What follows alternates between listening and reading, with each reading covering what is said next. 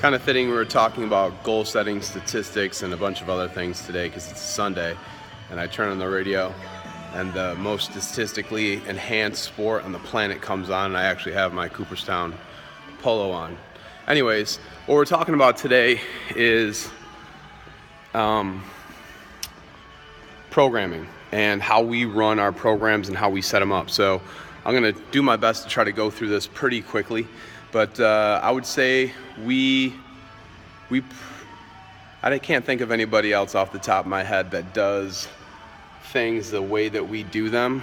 And so hopefully this will be helpful for you out there, and we'll be running a class on it sometime pretty soon, because I know there's a number of coaches and trainers out there that keep asking us what we do. So and we work with them as consultants, but at the same time it's sometimes just as easy to walk through what we're doing so that you can just see it in person.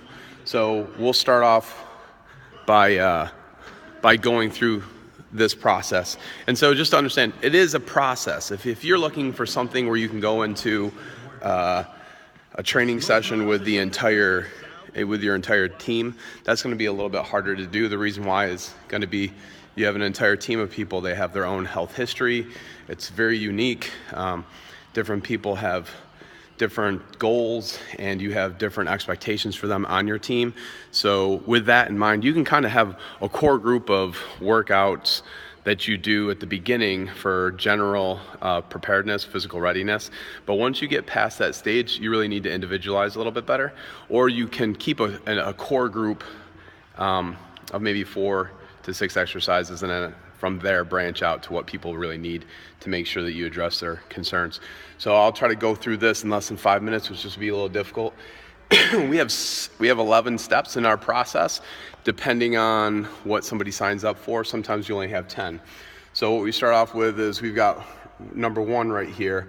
We have filling out the intake form. Now this might not sound like it's very important, but without an intake form, I really don't know health history. We don't know really what the person is looking to do, what they've tried in the past, and so that can get a little complicated if you don't know all that stuff. And this way you get a little bit of background on what's going on with the person, and so you can kind of look into their past a little bit. The second part, if they get through step 1, is the interview. So we got it right here, the interview, and we go down here. It's talking about goals, vision, readiness, past experiences, current actions. So this is the part where I like myself or whoever's doing the interview gets a better idea as to what the person's trying to accomplish, and then we try to get an understanding as to where they're headed, why they're headed there, the past failures, and kind of you start to get an idea as to their mental perspective on things as well. So are they somebody who has a growth mindset? Are they somebody who's used to winning, and if they fail, they have a misunderstanding of what that means? Instead of looking at it as just feedback they can take action on when they have analyzed it, they might look at it as, oh, that's horrible. So perception versus reality, the real world versus what they think is the real world, and where they connect, you can figure it out in an interview. So the next step that we go through is part 3, is a movement screen. Now, this is where people get confused. We don't need to see you in person to do a movement screen. The movement screen actually can be done on Skype. You can actually just video it. So we have a form that people follow, and then they go through that movement screen. Now, if they're one of our bigger clients that's signing on for more detailed feedback, they will go through step 4, which is the sports performance analysis, where we determine what we call DNA versus RNA. DNA, this is what most people actually train for. So like if you're a baseball player and you're a home run hitter, you've got a particular exercise, probably a main exercise 2 or 3 that you're going to do, that you're going to focus on.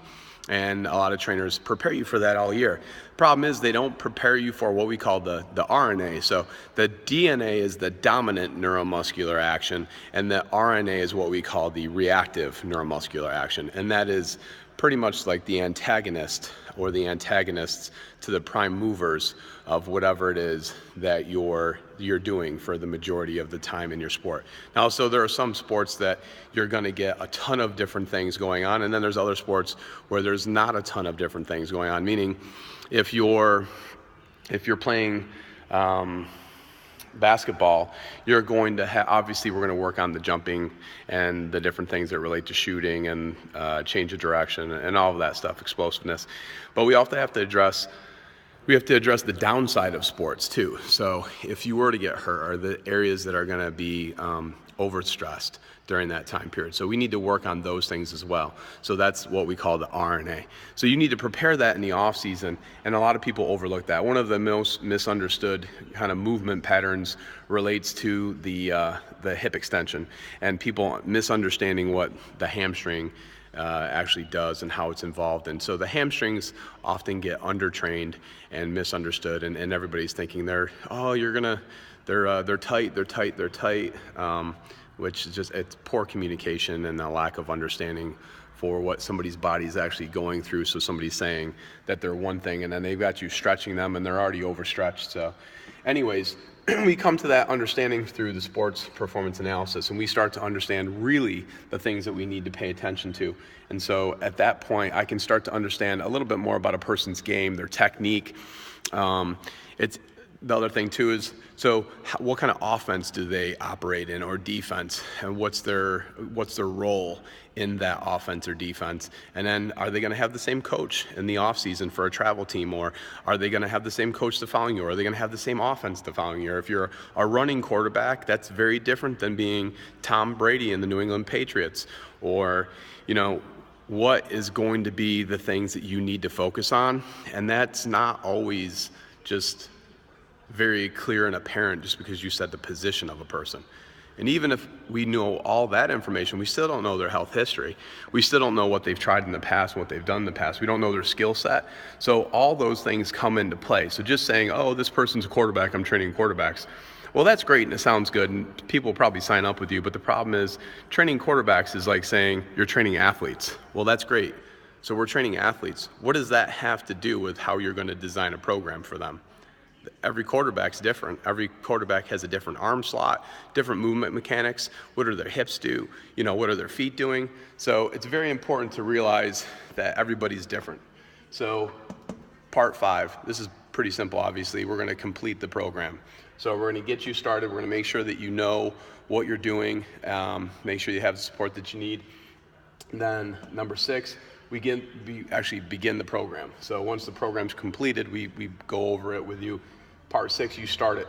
And we're going to make sure that you know that you're recording key performance indicators, meaning you might have 1 or 2 specific stretches that we need to do to see how you're doing, to gauge the hamstrings or the hip flexors or a movement range of motion.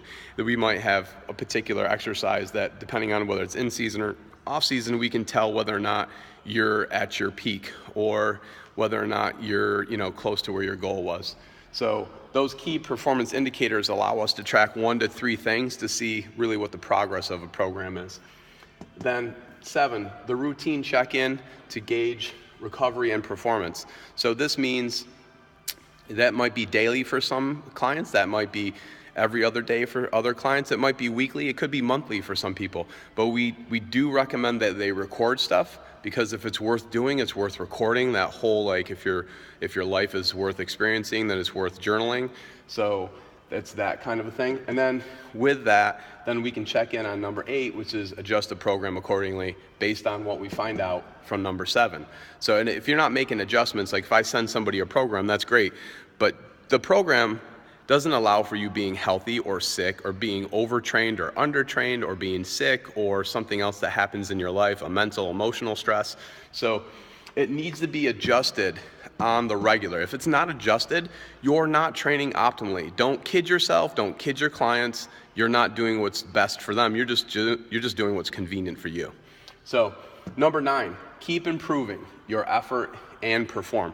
What does this mean? Okay, that means the tracking that we're doing with things like the Whoop or the Fitbit, looking on Huddle or Coach's Eye, tracking the key statistics, and then the quality of the movement.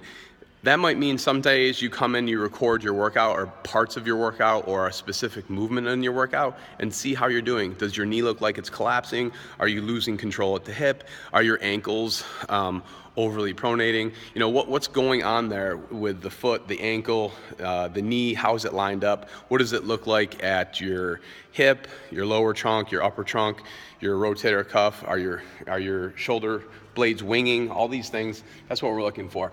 And then number 10, we've got eval effectiveness of training cycle. So once we get through like an entire cycle of training, it could be 3 weeks, it might be 2 weeks, it could be 4. Sometimes, not usually, but sometimes it could be 6, depending on if you've got a big layoff or there was an injury or something like that. Then we evaluate the effectiveness of that cycle based on the predetermined mode or means of analysis. And then number 11, we reboot, we go back to number 2, back here for the interview, start all over again, and that just means we're gonna start the whole process again for the next cycle. And then that's how we do it here at Nothing But Champs. You could have your own way. It's not just one way. There's several other steps that are kind of mini steps within this. There's also, you know, you can keep it simple. And if you're just getting started, you just wanna make sure you're moving properly and you're allowing yourself time to recover. Every person is in a different spot training wise. And this is an important thing to remember, is you can't train a 10-year-old like you can train a 14-year-old. And you can't train a 14-year-old like a 17-year-old, which you can't do for a 22 or a 30. So everybody's different based on their skill development level, their level of maturity, whether that's physical, mental, emotional. And there is something that's okay and appropriate, and then there's inappropriate and not okay. And unfortunately, you can't undo what you've done. So if you've gone too far with somebody who's not physically matured enough, you probably are doing damage that might be difficult to overcome in the long run. So please be careful with your training and take things seriously if you expect to get to your goals, if you set any goals to begin with.